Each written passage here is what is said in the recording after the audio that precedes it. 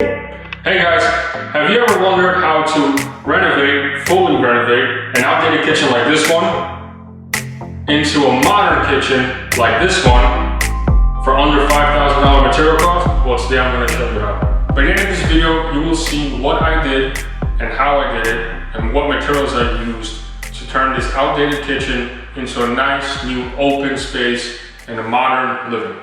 Before we started the demolition, we had this area over here was closed off. There was a very small opening. It was 32 inches, and the entire kitchen was very dark. There was paneling all over the place. This window area here, well, the opening was a little bit smaller. It was about here, like so. So the plan was to open this up a little bit more, open this out, so that it's this nice, modern-looking open flow. So that was the first step. We demolished everything. Got rid of all the trash. There was a lot of old cabinetry. We got rid of all that. The only thing that actually came with the house, which was pretty nice, was this right here, the stove. It was brand new. So we wrapped it up nicely so it wouldn't get damaged. Once all the demolition was done, I took all the trash, put it in a container, so that didn't cost me anything. Then it was time to rewire the whole place. Now, this entire area was rewired with the house. So we also put in a brand new panel box.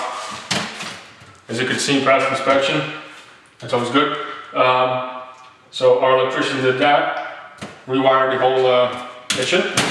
New GFCIs, all up to code. We added, I believe, there was only one outlet in that wall. Now there's three. There's one behind the fridge, under the stove, and two in the corner over there. Then we have another one in this wall, where originally the fridge was here.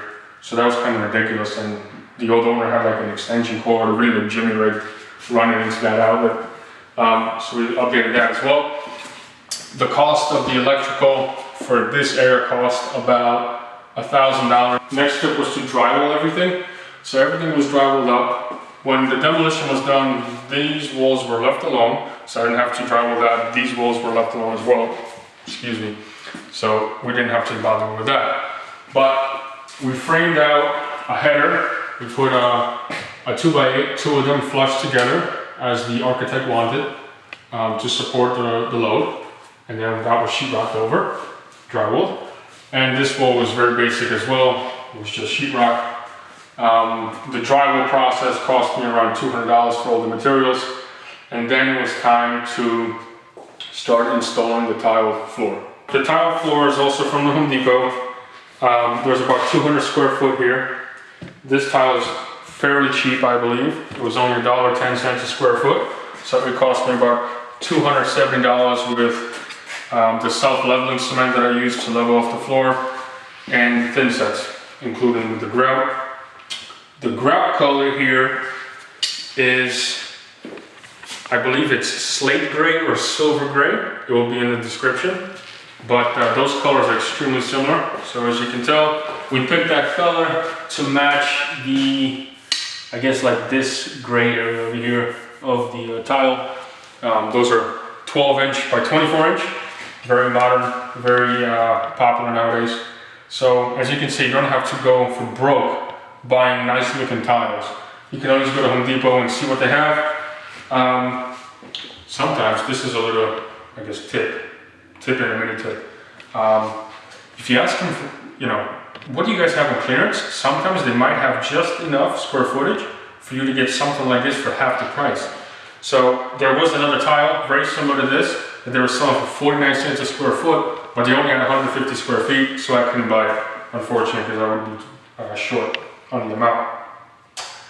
But once the tiles were completed on the floor, it was time to install the cabinets. Now, installation of the cabinets really didn't cost me that much because we make our own cabinets. So that was a few $100s. And then I installed the backsplash, which is subway tiles, very cheap, straight out of the Home Depot with white grout. The tiles with the grout and the cabinets all together cost me around $1,500. All that as a package, if you will. Then we installed the countertops. And again, we also make them ourselves. So it was more or less what the labor would cost us to do, to manufacture. And we also have a very nice piece of slab here. Very nice. It's just simple white. That's the color that we call it. These little knobs over here out of the Home Depot, these were kind of pricey actually. They were $20 a pack. Each pack got 6, and there's 4 packs here. So that was $80 just for that. But the stone cost me about $500. That's what it took the manpower to create. Then we installed this hood over here.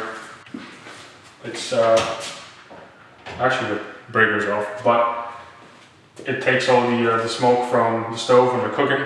This was $110 from the Home Depot.